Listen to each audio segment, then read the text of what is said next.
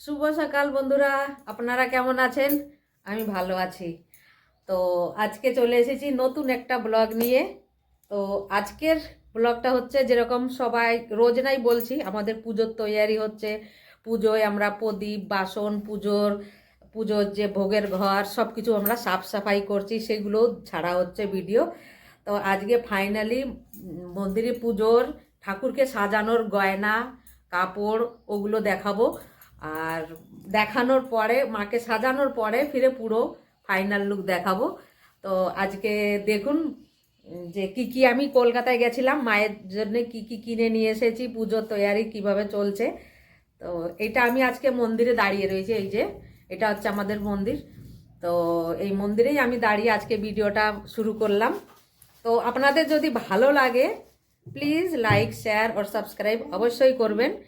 তো এই আশায় বসে থাকবো আমি, হ্যাঁ না?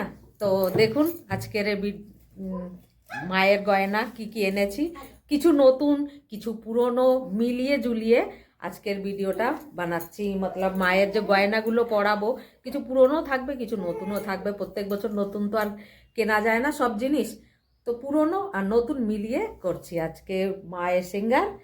তো দেখুন, এই দেখুন, এইবারে নতুন আনা হয়েছে মায়ের জন্য এই হারটা। তো কত সুন্দর লাগছে না? আমার কাছে তো খুবই ভালো লাগছে। এই হারটা নতুন কেনা হয়েছে এই বছরে মায়ের জন্য, খাস স্পেশালি। তো প্রত্যেক বছর মায়ের জন্য একটা না একটা হার আমরা কিনি, চাই ও সস্তা হোক চাই দামি হোক, पर কেনা হয়। আর সাথে এবারে এই নতুন হচ্ছে এই কানেরগুলো। তো এই কানেরগুলো এবারে কেনা হয়েছে। আগের বারে একটা জিনিস নতুন কানের কেনা হয়েছিল, ওটা পুরনো ভিডিওতে মায়ের সাজানো রয়েছে, সেটা দেখলে বুঝতে পারবেন। ও এক এক করে ছাড়বো পরে। আর এবারে এই কানেরগুলো পছন্দ হয়েছে, নিয়ে এসেছি। আর সাথে এই হারটাও নিচে রয়েছে, এই যে হার পরে বিস্কুট মতো দুই সাইডে, ওটাও নতুন। আর এর চুড়িগুলো হচ্ছে আগের বছরে কিনেছিলাম, এই 4টে চুড়ি মায়ের হাতের। তো ওই আগের বছরে কেনা। আর এই শাখা পলাগুলো এইবারে কিনে আনা হয়েছে। আর এটাও আগের বছরের গয়না হচ্ছে। আর এই যে কানফুলটা তো দেখিয়েছি, আর একবার দেখে নিন কত সুন্দর লাগছে না? আমার কাছে খুব পছন্দ হয়েছিল দোকানে গিয়ে, ওই জন্য আমি কিনে নিয়ে এসেছি। আর এইবারের নতুন হার হচ্ছে এইটা। তো দুটো হার আর এই কানফুলটা আর এই শাখা পলা মায়ের জন্য এই বছরে কেনা হয়েছে, নতুন জিনিস। তো এই যে সাথে রয়েছে নীল রঙের যে বেনারসি শাড়ি মায়ের জন্য। আর এটা আমি দক্ষিণেশ্বরে গেছিলাম, তখন দক্ষিণেশ্বরের থেকে মায়ের জন্য এই রুদ্রাক্ষের মালাটা নিয়ে এসেছিলাম। তো যেন মায়ের স্বামী হচ্ছে ভোলেনাথ, তো ওই যে রুদ্রাক্ষ, ওই জন্য নিয়ে আসা হয়েছে এটা। আমার কাছে ইচ্ছা ছিল মায়ের জন্য একটা রুদ্রাক্ষের মালা কিনবো, সেই জন্য কিনে নিয়ে এসেছি। আর সাথে এই যে বেনারসিটা, তো একটা লাল বেনারসি আছে, একটা হলুদ বেনারসি আছে। তা এবারে মায়ের জন্য এবার একটা নীল রঙের বেনারসি আনা হলো এবারে। তো তা বেনারসিটাও খুব সুন্দর দেখতে হয়েছে, দেখুন। আমার কাছে তো খুব ভালো হয়েছে, ভালো মতলব লাগছিল, সেই জন্য আনা হয়েছে। তো মায়ের চুড়িগুলো হচ্ছে আগের বছরের, আর বাকি যে গয়না, চুড়ি, শাড়ি, এই যে হার, ওগুলো এবছরের। তো ওখান থেকে মন্দিরের থেকে আসার পরে আমি এই যে তাড়াতাড়ি বেগুন কেটেছি, কেটে বেগুন ভাজা শুরু করে দিয়েছি। আর সাথে সয়াবিন আর আলু কাটা হয়ে গেছে, সয়াবিন সেদ্ধ করা হয়ে গেছে। তো সয়াবিনগুলো যে ভাজা করে নিচ্ছি তাড়াতাড়ি। আলুগুলো আগে ভাজা করে নামিয়ে নিয়েছি, কেন কি যেরকম পুজোর জন্যে তাড়াতাড়ি মন্দিরও সাজাতে হবে, এদিকে ঘরে রান্নাবাড়িও করতে হবে, দুই দিকে তাল দিতে হচ্ছে। তো যত তাড়াতাড়ি রান্না করে পারা যায় সেইটাই চিন্তা করছি। তার মধ্যে হাতেই মোবাইল নিয়ে, তো ওর মধ্যে থেকে একটু ওই যে ভিডিও বানিয়ে নিলাম সেই সাথে। তো এগুলো ভালো করে ভাজা না করলে পরে কাঁচা কাঁচা গন্ধ বেরোয় সয়াবিন দিয়ে।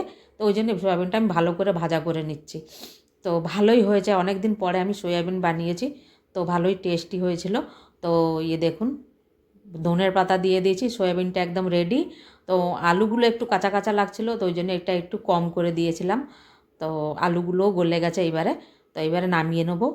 তো এবার নামানোর পরে এই দেখুন সয়াবিনটা কেমন হয়েছে অবশ্যই বলবেন কমেন্ট করে। সয়াবিনের তরকারিটা কীরকম হয়েছে দেখলে তো বোঝা যায়, না খেতে পারলে কি হয়েছে। তো এইভাবেই রান্না করেছি তাড়াতাড়ি, সাথে ধনেপাতা চাটনিও বানিয়েছি। রান্না করতে করতে বাইরের দিকে বৃষ্টি শুরু হয়ে গেছে।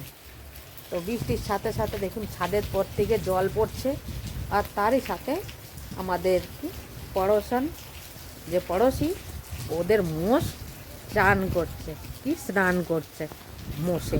আর গাড়িগুলো তো অটোমেটিকই ধুয়ে যাচ্ছে, গাড়ির মালিকের সাফ করতে হবে না।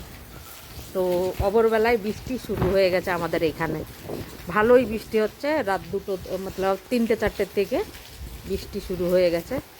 আর এই বৃষ্টির জন্য শীতটা আবার বেড়ে যাবে। কিছুদিন হলো শীতটা একটু কম হয়ে গেছিলো, বেশ গরম পড়ে গেছিলো, মনে হচ্ছিলো যেন চৈত্র মাস পড়ে গেছে। কিন্তু এখন এই বৃষ্টির জন্য আবার ঠান্ডাটা একটু বেশি বেশি লাগবে। আর এই বৃষ্টির জন্য দেখুন আকাশটা কত সুন্দর লাগছে দেখতে, দারুণ। আর গরুগুলো বৃষ্টির জন্য দেয়ালের কাঁচা দিয়ে ঘুরে বেড়াচ্ছে, বৃষ্টিতে যাতে না ভেজে।